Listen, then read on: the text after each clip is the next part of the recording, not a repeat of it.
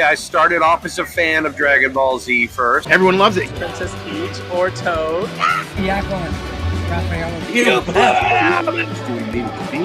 Like, what am I watching, man?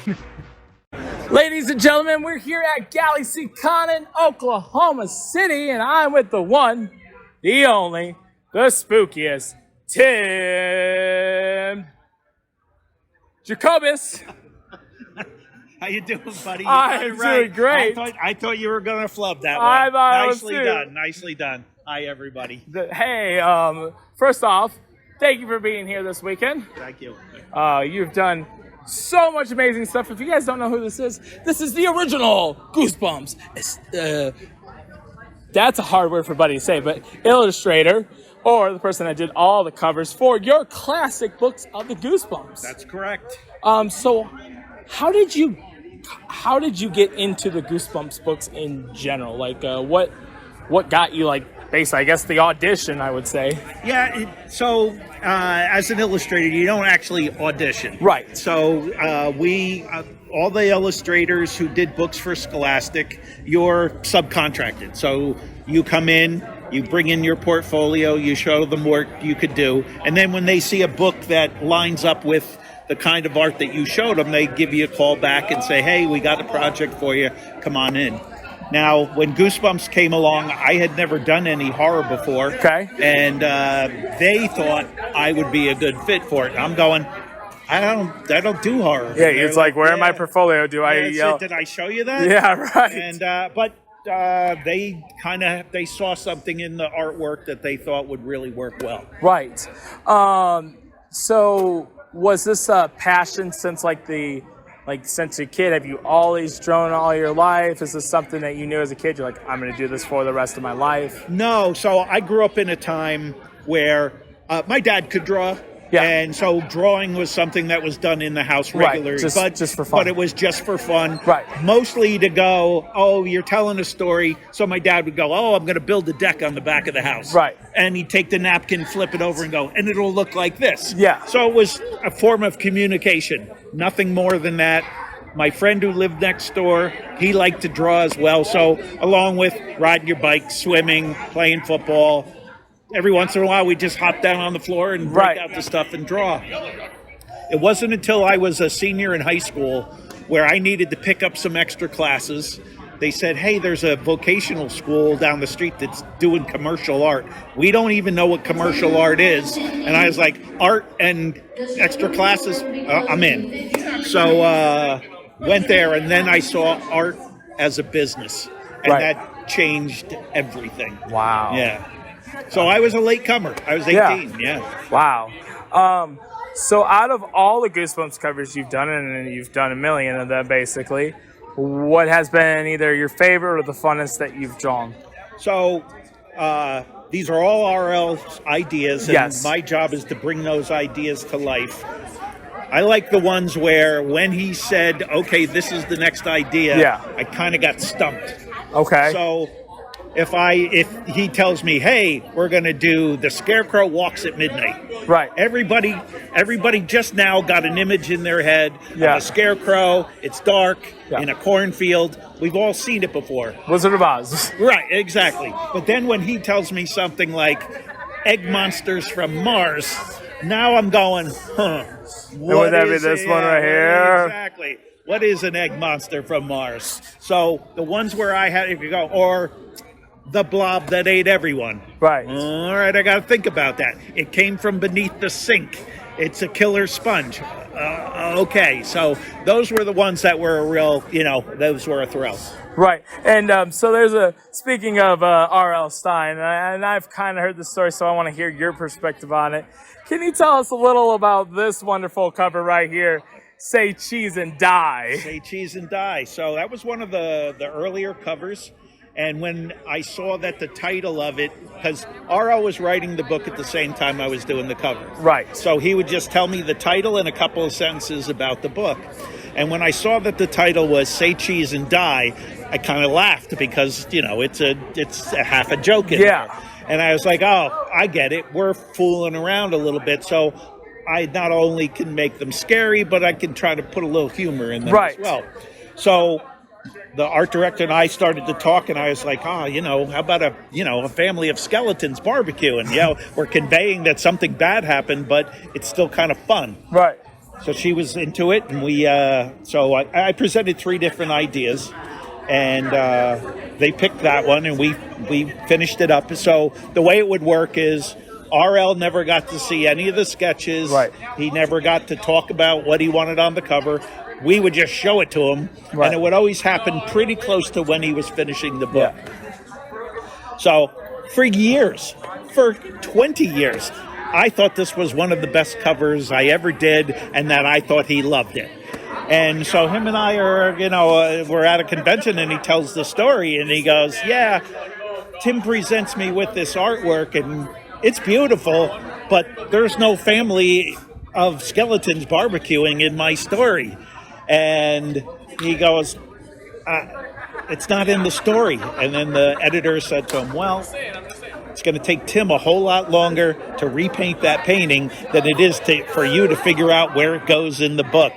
So he had to write in a dream sequence with the family of skeletons. And there isn't an author out there that likes a dream sequence, because that's just cheating. And I was floored, because I was sitting right there, I'm going, oh my God. The one I thought was really cool and you liked, you hate it. So, and I will say, like I've said growing up, that has been my favorite cover. That's one of my covers that when I saw it, I said, I got to have that book. And to be honest, with the story alone, you technically didn't even need a grill scene inside. It would have worked alone, because, like you said, anytime you take a picture, but I see what he's saying, because normally if it's like the haunted mask, you'll see, you'll see the mask, or you'll not see it, but you'll read about it and then visit it yourself. Exactly. So you also just mentioned something that was interesting. So all these were paintings? Yes. So in the 90s, digital art wasn't available to regular dudes like me. So yes, the original artwork was 20 inches by 20 inches. Wow. It was acrylic painting, and it was a combination of brush and airbrush.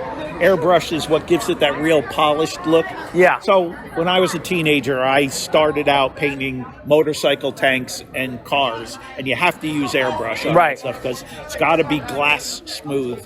Or else people are annoyed with you because they want their cars to be pristine. Right.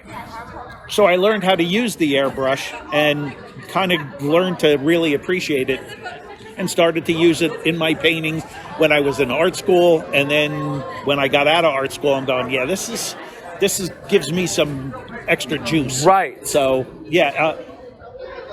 I would say 80% of the artwork was done with a regular sable brush, and only 20% of it is airbrush. Wow. Airbrush was just there to smooth things out. The final touches. Yeah. Do you still, in your personal collection, have all the original artwork? I do not. Or do you have any of it? Or nope, was it? It went all to so, Scholastic. So what happened is, for years they were sending them back to me, and then at some point they decided. So getting reproductions in the 90s was a huge pain in the neck. Yes. And they knew they were going to be reshooting the art for, this guy needs a scan for the T-shirt, and this guy needs a scan. So they said, listen, Tim, what we're going to do is we're going to pay you extra money. We'd like to buy the paintings. So as you finish them, along with your regular paycheck, we'll give you a bonus, and we get to keep it. And at the time, I thought it was brilliant, and I was like, of course, you can have it all. And boy, would I like to redo that deal right about now. Or at least what should have got residuals or something.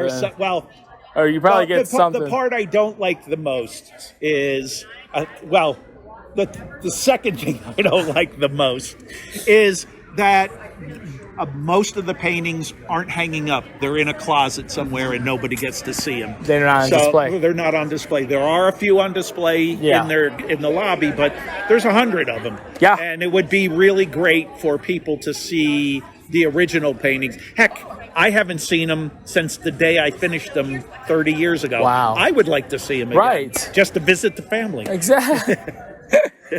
Kind of a creepy family, if you ask me. You don't know my family. I mean, hey, that's fair. And then the coolest thing is now you got these wonderful Funko Pops that have came out. Yeah. And how does it feel for your work to literally be brought back to literally life? Yeah, it was. It was. So I heard rumors of it early on, and I 100% didn't believe that they were going to do it. Yeah. It seemed too far along. Too many years had passed to now all of a sudden say, "Oh, we're going to do these," and it wasn't until you reached out to me and had an actual picture and was like, "Hey, these are legit. These are legit." So. It was.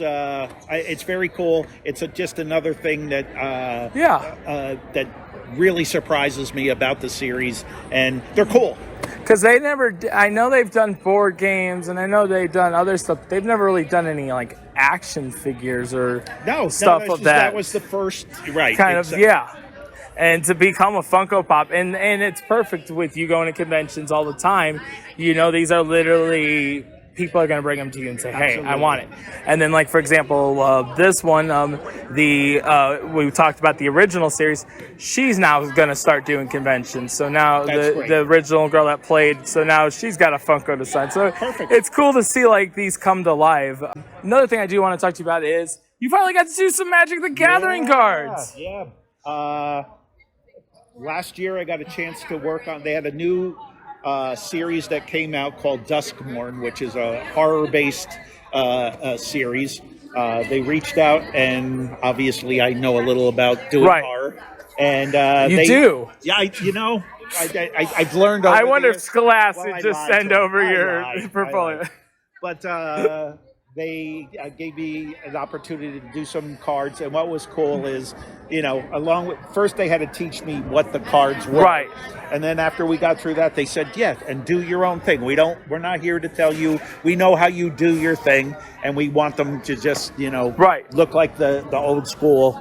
Yeah, and what's cool is like your one over here, the skeleton ones. It's almost kind of like a sequel to your Say Cheese and Die in a way. Yeah, somebody once said it seems like the kids grew up and bought themselves a bar. Right. So I just got to say I love the artwork and congratulations.